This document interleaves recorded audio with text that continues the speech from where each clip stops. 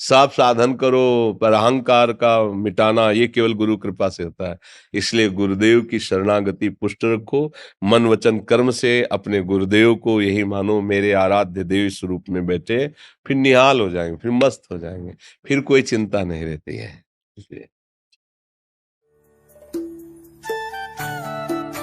जन्मदिन है, आशीर्वाद देने आऊंगा आपसे।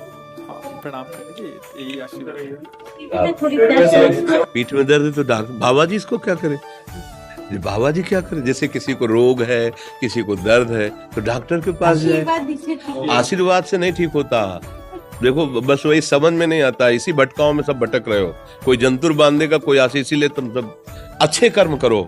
पूर्व कर्मों के पाप से हमें दंड मिलता है। अच्छे कर्म करो, नाम जप करो, माता पिता की सेवा करो, सद्भाव से चलो। अभी ये कर्म नष्ट हो जाएंगे, किसी से जंतुर बंधवाने की जरूरत नहीं, किसी से आशीर्वाद मांगने की जरूरत है। अब नाम जप ना करो, खाओ मुर्गा मांस, पियो शराब, करो व्यभिचार करो, तो बाबा जी आशीर्वाद दे दे तो कोई आशीर्वाद काम नहीं करेगा। दुर्गति होगी यहाँ भी और वहां भी। हमारी बात समझो।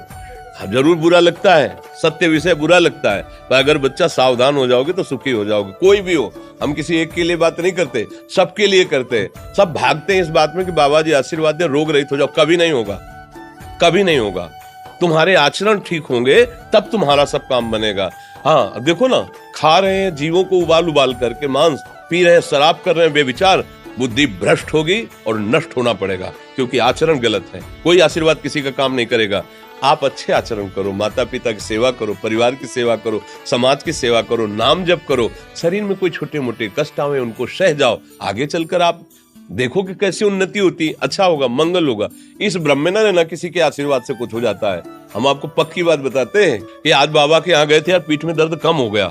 ये तुम्हारा पुण्य लग गया, पुण्य बन गया, तुम्हारा कर्म। तुम आए ना यहाँ तो जो जो पाग आगे धरे कोटिन यज्ञ समान, साधु दर्शन के लिए भाव से आए तो तुम्हारा वो रोग नष्ट होगा। तुम्हारे कर्म से नष्ट हुआ, तुम सत्कर्म किए ना, उससे नष्ट हुआ। बात समझो बच्चा, आप हमारे घर के हो सब। आशीर्वाद देने से हम कई बार कहा कि अगर तुम सुखी हो जाओ तो हम किसी से न मिले, चुपचाप अपने कमरे में बैठे केवल आशीर्वाद देते रहे सबको। लेकिन नहीं सुखी होगे।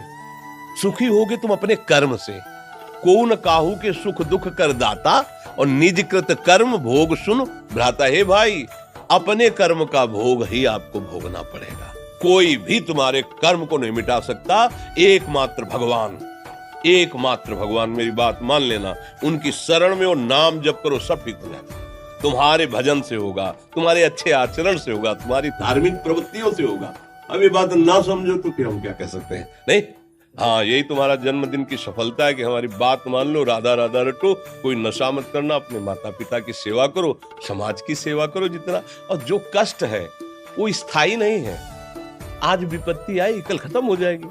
अभी दिन है, फिर रात आ जाएगा, रात है तो दिन आ जाएगा। ये क्रम चलता रहता है, हमें निराश नहीं होना। सूरवीर योद्धा की तरह हमें जीना है यार, कायर की तरह नहीं जीना है।